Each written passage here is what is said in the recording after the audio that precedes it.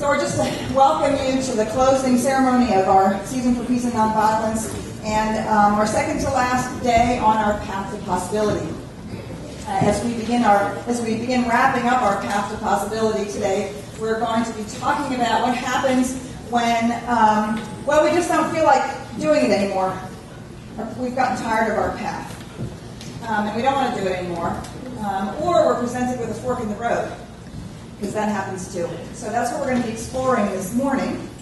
Yeah, we've been on this path to possibility now. We've been having this conversation for a number of weeks, and we talked last week about staying on course. And sometimes when we're on the path, we don't know whether to stay on it or not, do we? There's lots of reasons why we might be on the path, lots of ways in which we might be enticed off our path, and sometimes there's a perfectly good reason to change it. We end up with a fork in the road. Or even we discover that we've gone really far down the path and, it's just not it. And we have to let go. We have to let go of this one that we thought was it and find a new road, find a different path. Or turn around and go back the way we came for a while. And so we're confronted as we walk on the path of our life. We're loving the journey of our life. We're on a path towards something that we want to create or experience or express in our lives. There we are in a fork in the road, some sort of a fork in the road. The Buddha has this great quote, this great saying. He says there are only two mistakes people can make on the road to truth. One, not going all the way. Two, not getting started. Those are the only two mistakes you can make. Not finishing it, not keeping going, or not starting at all. There's a lot of road in between those two things, aren't there? A whole lot of road. And notice that on that road, there are no mistakes. So what are we confronted with? Opportunities, possibilities, challenges. We're confronted with ourselves and how we move through things. How often have we been down the road for a while, we decided to get on our spiritual practice, we decided to go to the gym, we decided to start eating right, we decided to start telling the truth, whatever it is we decided to start, and then, down the road a little ways, we just don't feel like doing it anymore because it's hard work. Or, we just don't feel like doing it anymore. And that's a fork in the road. Am I going to continue, or am I going to quit? Am I going to give it up? We might discover that we're moving down the road of a project, and perhaps the project has some bumps. Perhaps it appears as though the project has a dead end. And right there, we're confronted with a fork in the road. Shall we carry on, stay the course, keep moving, trust in our dream, trust in our idea, trust that Spirit will unfold it? Or shall we say, this path has led me to a dead end. This is obviously not the thing to keep doing anymore. I choose to change my mind. So I want to tell you a couple stories to get us sort of thinking about this perhaps a little differently. Two stories. The first one we read in the Art of Possibility, which has been our book on, was early in the book. I'm sure many of you are familiar with the story. It's about the man who's walking down the beach and he sees down in the distance, he sees somebody at the shoreline, at the edge of the waves, picking up something and throwing it into the water. Walking, picking up something, throwing it into the water. And in the Art of Possibilities, as the man moves closer and discovers there a woman who is picking up starfish that are strewn all over the beach, and one by one, tossing them into the waves. And the man says to the young woman, you know what, you're never, ever going to clear this beach of starfish. There's no way that you're going to be able to finish this project. Why are you doing this? And she says, well, because it makes a difference. It may not make a difference to every starfish, but it makes a difference to this one. She picks it up, throws it into the waves. And she throws in as many starfish as she can handle in that particular day. And perhaps she comes back the next day and throws in some more starfish. Perhaps she's an inspiration to others who come and help her throw the starfish back into the waves. But whatever the case might be, however we might imagine that story spinning out, she did not allow someone else coming up to her saying, "What are you doing? Why are you doing that? Why do you keep doing it? How do you know it's going to work?" She didn't allow any of those things, whether they are external conversation or whether they're internal conversation, to keep her from moving forward. She simply stayed committed to her goal. Now, also notice that she didn't decide that she had to throw every single starfish back into the water. She's not looking for perfection. She was looking to make the difference that she could to each starfish that she was able to pick up. So she was able to find a way to stay focused on her goal, to stay committed to her path without overwhelming herself with all of the ways in which we do. It's got to be perfect, it's got to be done right, all of it's got to be completed, it's all got to be, it's all got to be this, whatever story we tell ourselves about how it has to be. She simply continued to pick up one starfish at a time, staying committed to her course. How many of us, we decide we're going to have a spiritual practice, we get up in the morning, we do our meditation, and the next day we do our meditation, and the third day, we just don't really feel like it. And the fourth day we wonder, well, I didn't do it yesterday, so I don't really feel like doing it today, I'll do it tomorrow. And then pretty soon we either stop doing it altogether or we have a massive guilt trip. What if every day it was simply today, this day, I do my spiritual practice? And either you do it or you don't, and then the next day, this is the day I do my spiritual practice. This is the starfish I'm picking up and throwing into the water. Today. Because it makes a difference. One at a time. One at a time. John and Linda Caswell, I see John over there, it makes me think of John and Linda Caswell do this fabulous meditation class, and he talks about links of a chain. One link every day, it's a link on your chain. How long of a chain can you make every day? Whether that's your spiritual practice, whether that's your meditation, whether that's your willingness to create a new business or have some new thing emerge out of you, something creative, something powerful, something exquisitely yours. Every day you make a new link on the chain. And if you miss a day, you simply start again, pick up another starfish, throw it into the water. Because it makes a difference. Because every moment makes a difference. Beautiful story. Staying committed. Staying committed. Recommitting. I can imagine her asking herself the next day, should I go out and throw some more starfish in? Help them out some more. And refocusing on that project that we have. Deciding, okay, it's a little challenging right now. Okay, I didn't do it yesterday. That's all right. I'm recommitting. So that's a possibility. We find ourselves on the path, and there's some challenge, whether it's an internal or an external challenge. And we decide to keep moving. Sometimes we stay on our path, maybe not just for that reason. Sometimes we stay on our path because it's easier. Because we're familiar with it. Because it's kind of scary out there doing something different. We're not really sure where it's going to go. We don't really know how it's going to work out. Maybe we'll just stay with what we know. Those are our rut dwellers. Right? Those are the rut dwellers. You stay in your rut long enough, you start decorating it. And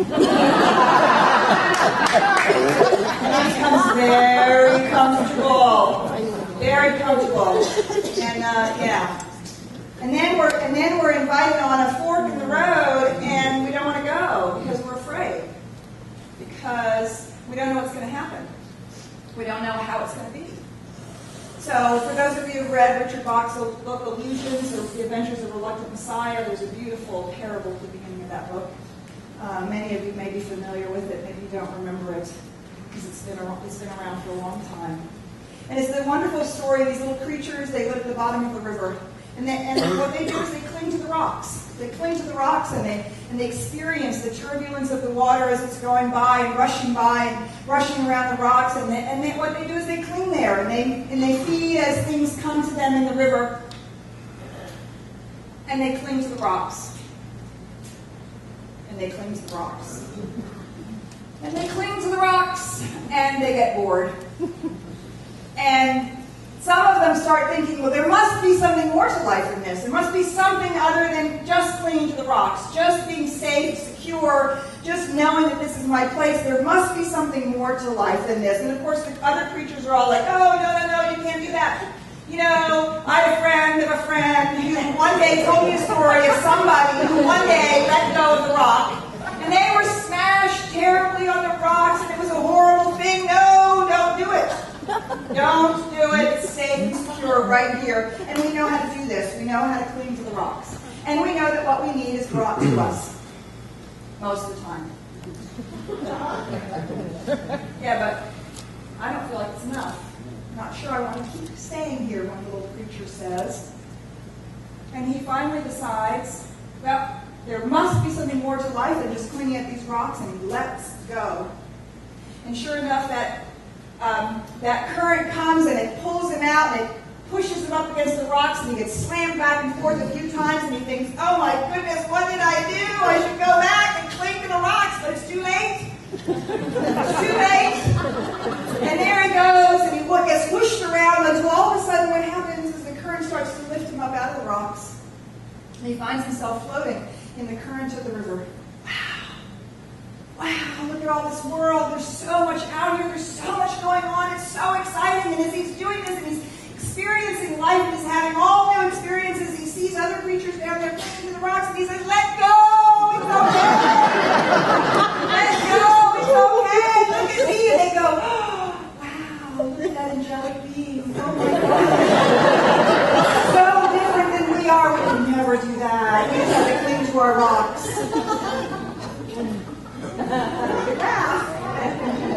How many of us have done that? She's got it all together. He's special and different. Well, you know, he's got that whatever, that gift, that money, that resource, that degree. She's got. They're all different and special. Not me. I'm going to be safe in my own little space here. And yeah, sometimes when we let go, haven't we had the experience? Wow, it's a little rocky out here. Didn't quite know it was going to be like this. Didn't quite, maybe didn't quite pan out exactly the way we thought right to start. But if we hang in there with the new path, all of a sudden, somehow we're lifted into something new. And something new, completely new is revealed to us about life, and about ourselves, and about the possibilities. And so we're constantly having this fork in the road being offered to us. Maybe there is this rut we've gotten into, and now something has begun to move, and there's this possibility of a new path. Are we going to take it?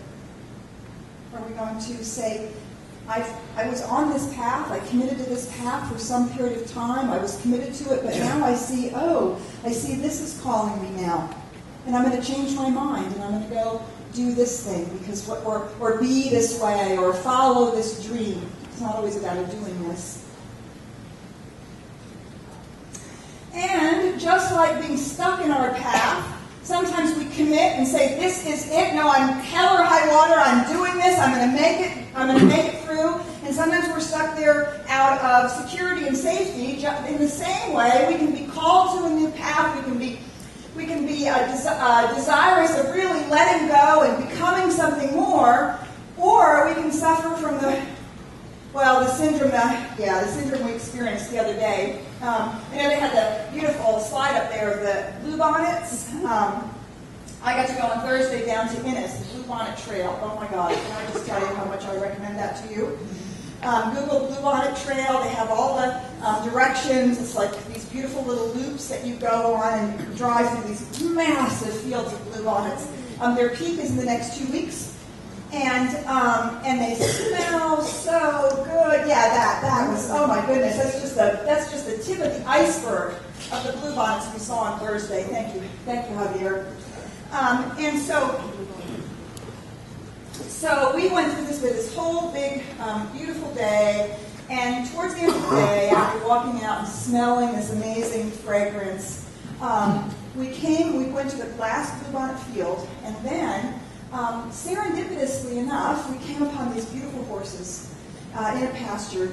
Oh my goodness. I think they were Percherons, a draft horse, hooves like this, like dinner plates. Huge, massive animals. Beautiful blonde manes, a roan color, just massive animals. And the car was just leaving. Somebody had been feeding them. We were like, oh yeah, let's jump out and pet the horses. And of course, 3 of them came over, 2 of the big ones, and then a paint of some sort, beautiful animals. And they were over the fence. Now, let me just tell you that the grass where they were standing was exactly the same grass that was on our side of the fence. Exactly, because I looked.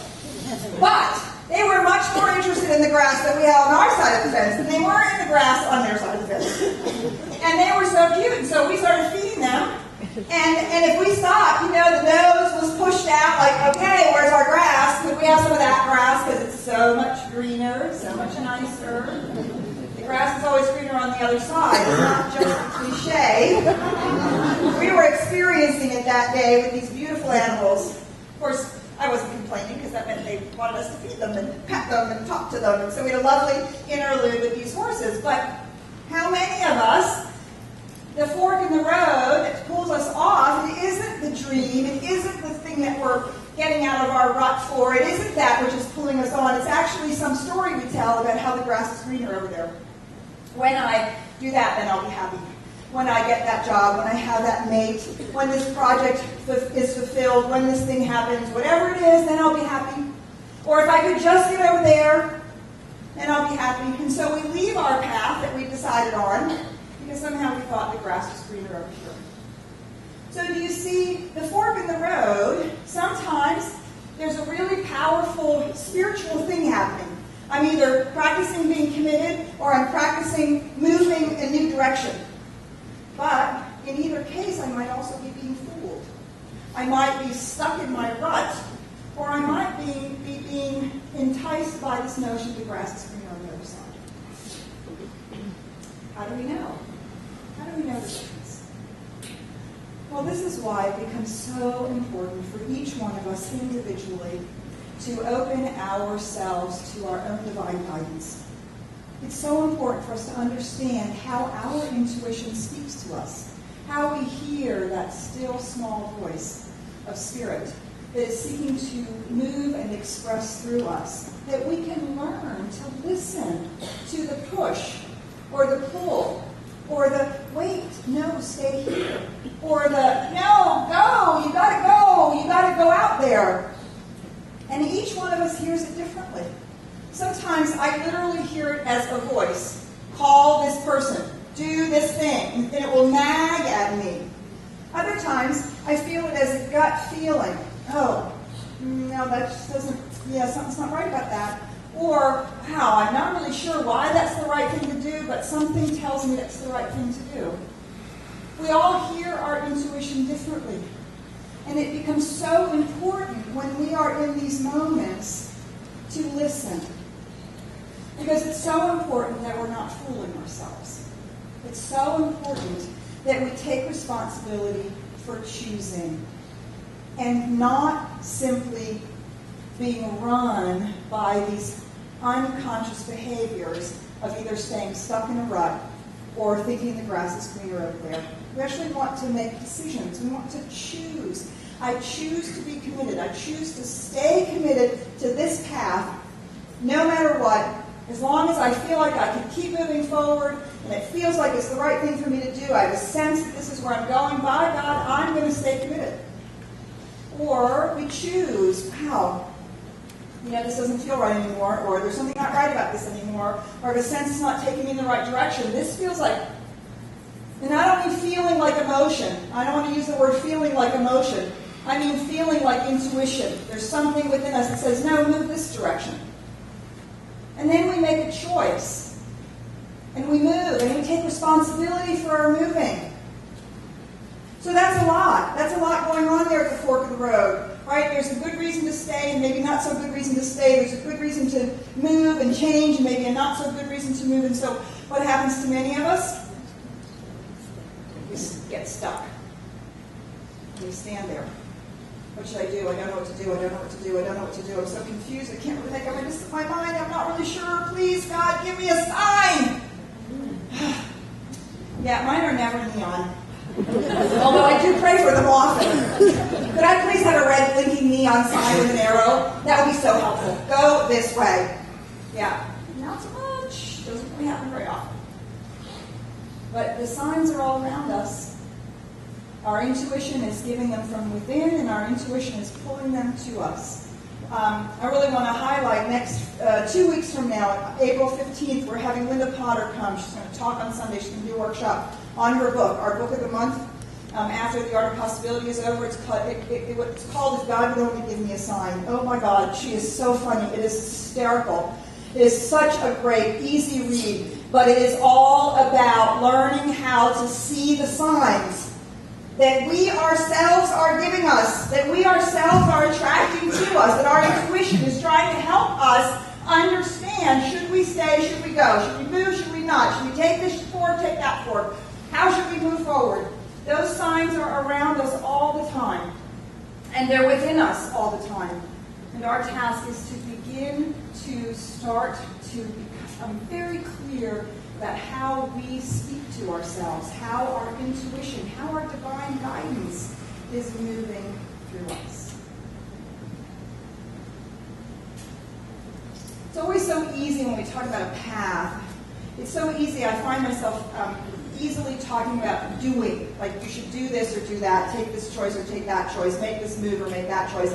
And the language of the path really lends itself to that kind of metaphor. And so it often ends up being a metaphor about doing. And I want to be very, very, very clear that this is equally as true about internal choices.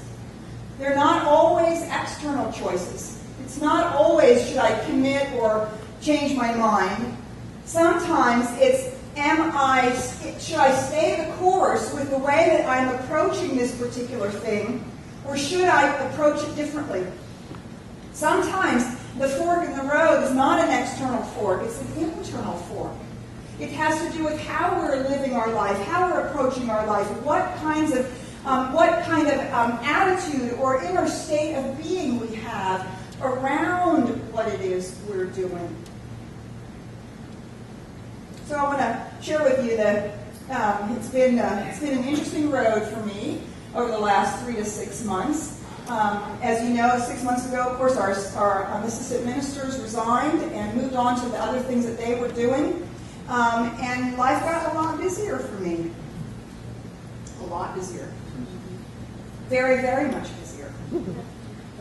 And what I noticed over the last 3 to 6 months is I noticed that I just simply create an intention. Well, I'm just going to get it done. Whatever it is, I'm just going to get it done. I'm going to get it done. I'm going to do it. I'm going to take care of it. I'm just going to get it done.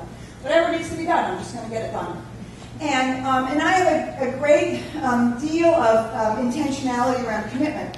And so when I hold the commitment, I'm just going to do it, I'm just going to do it, I access a lot of my inner state of being around responsibility and around just showing up. You just show up and you do it.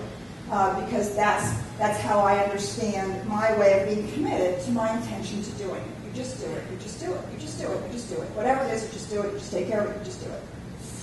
Now, my experience in this last 3 to 6 months is that can be a bit of a grind, can't it? And I am thinking that I'm not the only person having this experience. Because I'm talking to all of you. I'm talking to my prayer partners, and I'm talking to people in this community, and I know that many of us are feeling the drag of the grind. Go to work, go home, go to work, go home, go to work, go home, get it done, get it done, get it done at work, get it done at home, handle the emails, whatever it is. And we have this intention to do good in our life, do well, to do our life well. And so we can become, I certainly can become very committed, very responsible. And what I noticed, this is what came to me a couple, 3 weeks ago in my meditation one day, and I was really feeling this massive sense of overwhelm and this just unimaginably long list of to-dos. And I was feeling very unburdened by it. And I was exploring my intention to do. my intention to do. Just get it done, just get it done, just do what needs to be done, just get it done. And I could feel how that was all about responsibility and showing up the way that I needed to show up. But do you see, it felt like this, my intention to do. It felt constricting. And it felt like I had fallen into a rut. That rut that I was starting to decorate with my resentment. I was starting to decorate it with my sense of overwhelm. I was starting to decorate it with my being tired. And lots of things I was decorating that rut with because they had gotten very small. And what happened in my meditation, when I realized that as I was experiencing this intention to do, I thought, wait. I've been studying this now for 30 years. Surely I should know that doing this doesn't cut it. I have to find my intention to be in all of this. How do I want to be in all of this? What is my intention to be? Can I tell you that in that moment, it was as if the lotus blossom had bloomed. Just like that. All of a sudden, my sense of, this is my intention to do, went, oh, this is my intention to be. My intention to be available. My intention to express myself. My intention to show up to the best of my ability. My intention to give my gifts. My intention to be with people. My intention to experience life. My intention to love. It's so much more fun, isn't it, than my intention to do? Can you feel the difference? Everything shifted for me in that moment. And can I tell you that there's not one less thing on my to-do list? I'm not responsible for one less thing, and I feel so different. Again, not emotionally there's not emotionality around it, but my whole sense of my life shifted in that moment to an openness.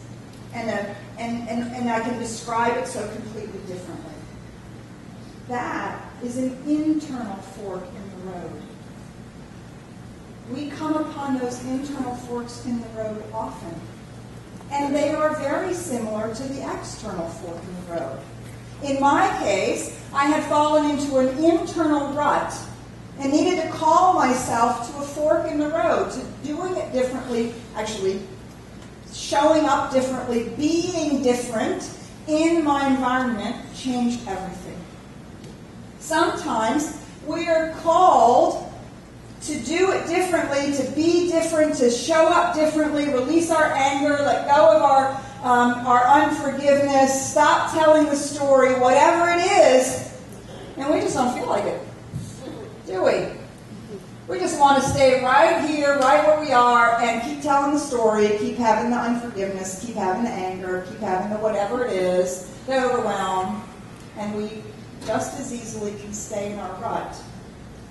You see, it's exactly the same, whether we're talking about an external fork in the road or an internal fork in the road. And as the Buddha said, there's only two mistakes on the path to truth. One is to not get there, and two is to not start at all. Everything in between is a part of our spiritual growth. So this is true for every moment when we're confronted with a question. Shall I recommit? Shall I change? Shall I keep being the same way internally? Shall I change the way I am being internally? Shall I be differently somehow in this experience? Every one of those forks in the road is an opportunity, and there are no mistakes. If we choose to stay in our rut, stay in what we're doing, stay committed, we will learn and grow and experience things and become more of ourselves through that process. If we decide to take the fork in the road, if we decide to be different, if we decide to do different, or whatever that is, we will learn and grow and expand and discover more about who we are and express ourselves in a greater fashion. Do you see? Every one of them offers us an opportunity. Our job is to be conscious, awake, and to make the choice. To be available to making the choice in our own lives. So I'm going to invite you this week to simply pay attention. Is there a fork in your road? Have you been stuck in a rut? Are you looking that the grass is greener over there? And so do you need to stay committed, or do you need to move in some new direction? What are you being called to? And how do you personally listen to the way Spirit is seeking to express itself as you, to move you in the direction, down your path to possibility? So if you want to go on this journey, continue on this journey with us, I invite you to take your commitment card out. You should have gotten one of these as you walked in. If not, the ushers will bring you one. If you need it, yeah, got some hands up here. We need a few up here. If you need a pen, raise your hand. The ushers will bring you a pen as well. And so you're going to sign on here if this is a commitment you choose to make. Recommit or choose again. Today I commit to step out in faith on my own path to possibility. I join with my spiritual community in learning to examine my choices. Every day I recommit to my path, or I give myself permission to choose something new. So if this is the commitment that you're willing to make, please sign the document and date it. If you have a really difficult signature for us to understand, could you please put your name underneath? That would be really great. On Easter, we'll be handing out a slip of paper that shows everybody who has stepped out in faith with us this month, and been on the path to possibility. Of course, on the other side, you'll see our affirmation. We'll repeat at the end of the service. That's our affirmation for the week. Tear it apart. Put your commitment card in the offering basket so that you get counted. Your name gets put on the list. That's your opportunity to say, yes, I commit to this. So once again, to invite you this week into an opportunity to explore recommitment or making a choice, being as available and present to that as you possibly can.